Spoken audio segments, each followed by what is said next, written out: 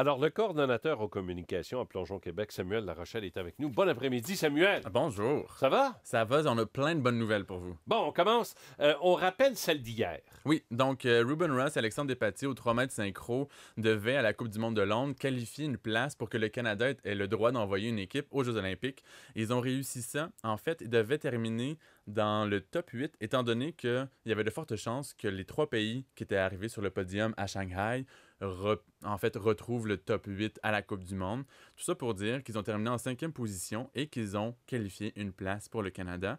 Donc, le cher Alexandre Despatie va vivre une autre Olympiade. Donc, il était très, très soulagé, très heureux de tout ça.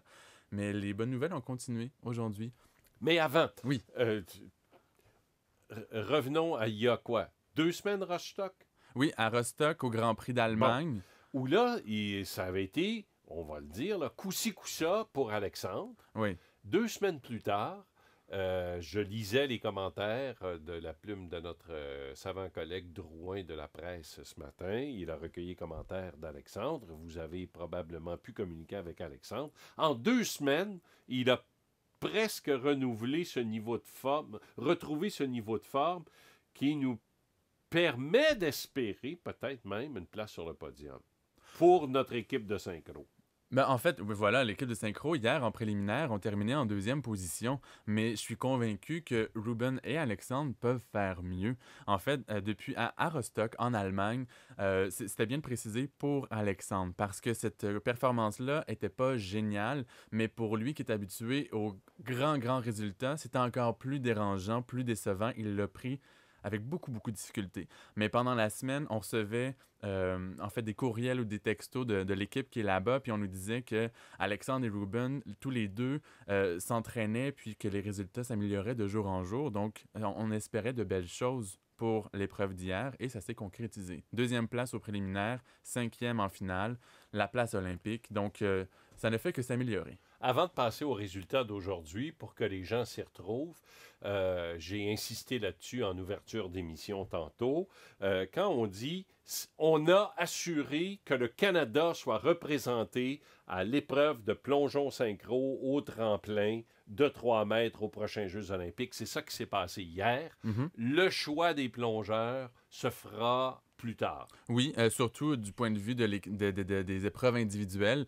Mais en termes de synchro aux 3 mètres, il n'y a aucune autre équipe que celle formée par Alexandre et Ruben qui a des standards pour se rendre. D'accord.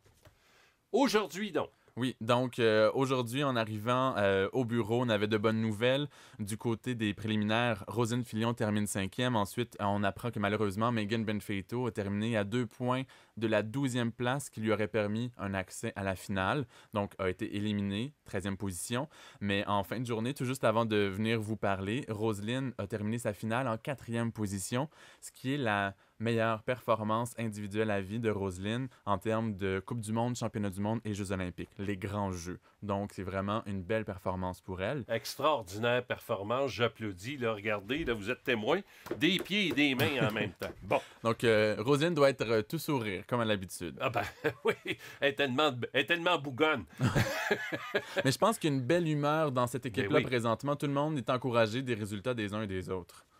Je vous pose tout de suite une question, car elles sont indissociables pour ceux et celles qui s'intéressent au plongeon. Je pense qu'elles avaient réussi déjà à obtenir la qualification en prévision du plongeon synchro à la tour. Hein? Elle avait réussi à l'individuel, mais pas en synchro. Pas en synchro encore? Au championnat du monde, en finissant toutes les deux dans le top 12, elles avaient assuré 2 places au Canada. Mais elles n'avaient pas réussi en synchro, donc il y a encore de la pression pour les 2 filles à la Coupe du monde. OK. Mais aujourd'hui, je vous dis, je vais pas applaudir à nouveau, hein, mais bravo à notre Roselyne, puis on sait que Megan... quand viendra le temps, Megan sera tout au moins de la finale au prochain Jeux olympiques. Elle est capable de se relever. J'en suis absolument convaincu. Donc ça, c'est youpi, hurrah, bravo. Et ce n'est pas tout. Non, allez-y. Alexandre et Ruben étaient encore en action aujourd'hui, mais d'un point de vue individuel. Et dans les 2 cas, ils devaient faire un top 18, donc faire partie des demi-finales. C'était le mandat. À la Coupe du monde, c'est certain qu'on est heureux si on a une médaille avec Alexandre, mais l'idée, dans sa tête, c'est la qualification pour le pays aux 3 mètres individuels. Et les deux l'ont réussi dès les préliminaires. Donc, Alexandre a terminé en 8e position, Ruben en 12e. Donc, encore une autre belle performance. Dans les 6 places olympiques que le Canada devait encore tenter d'obtenir à la Coupe du Monde, pour l'instant, on est 3 en 3 et il reste 3 autres possibilités d'ici à samedi. Donc, si je vous ai suivi de près, il nous reste bien entendu au moins la place en plongeon synchro de la tour chez les femmes. Oui, même chose chez les hommes. Kevin Gayson et Eric Seen vont tenter de l'obtenir. D'accord. Et l'autre place qui reste, c'est au 10 mètres individuel chez les hommes. C'est Eric Seen qui va avoir la tâche de qualifier le pays. Et il doit terminer top 18 lui aussi? Exactement. Bon, d'accord. C'est à sa portée. Ce sera pas facile. En fait, les résultats qu'il a démontrés dans les dernières années, il faut qu'il fasse la performance de sa vie. Ah oui? Oui, parce que pour l'instant, sur la scène internationale, il n'a pas encore Ah non? fait ce qu'il fallait pour faire le top 18, mais au dernier championnat canadien senior, il a plongé comme un dieu. Bon. Donc, s'il est sur sa lancée, tout est possible. Et au tremplin, chez les femmes, les places étaient déjà toutes assurées depuis un petit moment, que ce soit autant en synchro qu'en individuel. Exactement. Jennifer Abel, Emily Emmons avaient fait tout le travail à Shanghai l'été dernier. Bon. Et il y a Pamela Ware, à qui on doit s'intéresser aussi. Oui, la jeune Pamela, 18 ans, qui s'est qualifiée pour sa première Coupe du monde en carrière. Donc, c'est l'occasion ou jamais de tester son talent avec les grandes de ce monde, les grandes seniors, parce qu'elle vient tout juste de terminer sa carrière junior en septembre dernier. Les gens savent sans aucun doute, car vous avez été assidus à notre antenne au cours de la récente année, et je vous féliciterai jamais trop pour les portraits, hein? On a célébré les 40 ans de Plongeon Québec en novembre dernier. Et pour souligner les 40 ans, vous avez présenté les portraits de 40 personnes qui ont marqué l'histoire des 40 ans de Plongeon Québec. Ce qu'on ne sait peut-être pas, c'est que vous êtes blogueur. Oui. Plus. Donc, j'ai un besoin d'écrire sur toutes les plateformes possibles. Donc, cette fois-ci, en fait, depuis un an, c'est un blog sur le plongeon, sur le site TV Go Sport. Et il y a plusieurs blogueurs de différents sports. Moi, je suis attitré au plongeon nécessairement. Et dans les derniers mois, j'ai décidé d'y aller d'un nouveau billet par mois. Et cette fois-ci, je me suis intéressé aux grandes batailles psychologiques que peuvent se livrer les athlètes de haut niveau en général, et plus particulièrement les plongeurs. Surtout qu'on est en plein dans la Coupe du Monde, la pression de qualifier le Canada pour les différentes épreuves. Et on est à moins de 6 mois des Jeux olympiques de Londres qui vont débuter à la toute fin du mois de juillet. Donc déjà, si on va sur le banc des piscines à Montréal à l'entraînement, il y a beaucoup de pression, beaucoup de stress, ça se sent. Puis j'ai voulu aborder les différents facteurs d'anxiété qui pouvaient avoir un impact sur leur performance. Ça, c'est absolument intéressant parce que Alexandre Despatie ne s'en est jamais caché. Il a dit l'important en plongeon, c'est le jour donné. Jamais j'oublierai l'expression qu'il avait lui-même choisie. C'était lors d'un point de presse de son commanditaire principal, McDonald's, on peut le dire. Il avait dit le jour donné. Vous devez être capable d'offrir, dans la mesure du possible, la pleine mesure de votre capacité. Voilà le défi. C'est un peu cruel de réaliser auquel on fait face. Si on fait une analogie avec le hockey, c'est comme si une partie déterminait l'accès aux séries éliminatoires. Une seule partie, il y a une performance qui joue pour toute la suite. Et c'est pas pour rien que de grands athlètes comme Sylvie Bernier avaient besoin de faire de la visualisation pour s'imaginer lors de cette journée fatidique pour faire la meilleure performance possible. Bon. Alors là, attendez. Moi, j'ai pas d'ordre. Qu'est-ce que j'ai fait de votre blog? Ah, je le sais où il est. Parce que, c'est pas un reproche que je vous fais, vous savez quoi? On ne peut pas l'imprimer. Il nous manque les pages 3 et 4 de votre blog. Je vous dis ça généreusement. D'accord. J'en ferai part aux responsables du site web. Faites-en part, s'il vous plaît, aux responsables du site web, parce que vous m'entendez pitonner, mesdames et messieurs, puis je vais tourner pour dire que je suis pas en train, de raconter des flagorneries. Regardez, il est bel et bien là, hein? Vous voyez, là? Hein? Je ne suis pas quelqu'un qui est en train d'être, bassement louangeur à l'endroit de Samuel Larochelle. Je l'ai sous les yeux. Donc, comment avez-vous réussi Parce que j'imagine, puis peut-être que je suis complètement dans l'erreur, mais comment avez-vous réussi à un peu tirer les verres du nez des athlètes qui, je pense, quand vient le temps de parler, pas de la préparation, mais du stress véritable, ont en général une petite pudeur? Je pense que je dois être honnête en disant que c'est pas de tirer les verres du nez, mais faire preuve d'instinct, d'écoute, de les voir aller depuis 2 ans et de discuter beaucoup, beaucoup, beaucoup avec ma patronne, Isabelle Cloutier, qui est une ex-entraîneur de l'équipe nationale junior, qui est entraîneur niveau 5, donc qui en a vu beaucoup, puis elle-même a été plongeuse. Donc, ça fait 30 ans qu'elle est dans le milieu. Elle a travaillé chez Camo pendant des années. Donc, elle les a vus aller. Donc, je discutais avec elle, elle ajoutait des points, elle faisait des corrections parce que c'est très, très délicat de bien comprendre ce qui peut passer dans leur tête. Puis, j'ai donné des exemples concrets. Je me suis pas gêné pour parler d'Alexandre, Émilie, Jennifer, Pamela, etc., de toute la pression qui repose sur leurs épaules. Donc, j'ai posé des questions difficiles pour ensuite dire tout ce qui, à mes yeux, leur permettait de relever le défi. Donc, Parlant de défis, oui. Vous en avez identifié quelques-uns. Le premier, je vous avoue, à ma très courte honte, là, j'ai dit oui, il s'en va avec ça. Vous l'avez intitulé Le manque de confiance en soi. Alors que, d'emblée, rendus au niveau où ils sont, on dit qu'ils vont souffrir de plein de trucs, mais pas de confiance en eux-mêmes. Pourtant, c'est un truc qu'on peut voir chez tous les grands artistes, les grands sportifs. À mes yeux, c'est la chose qui... C'est un combat de tous les instants qui nous quitte jamais dans toute notre vie.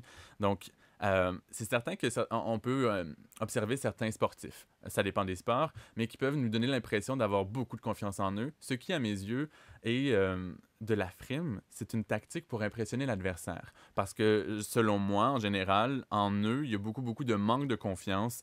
Et ça peut provoquer tellement de choses. C'est plus de pensées négatives, c'est des émotions en montagne russe, c'est de la difficulté à se concentrer le jour de la performance, de la difficulté à envisager sa prochaine compétition sereinement.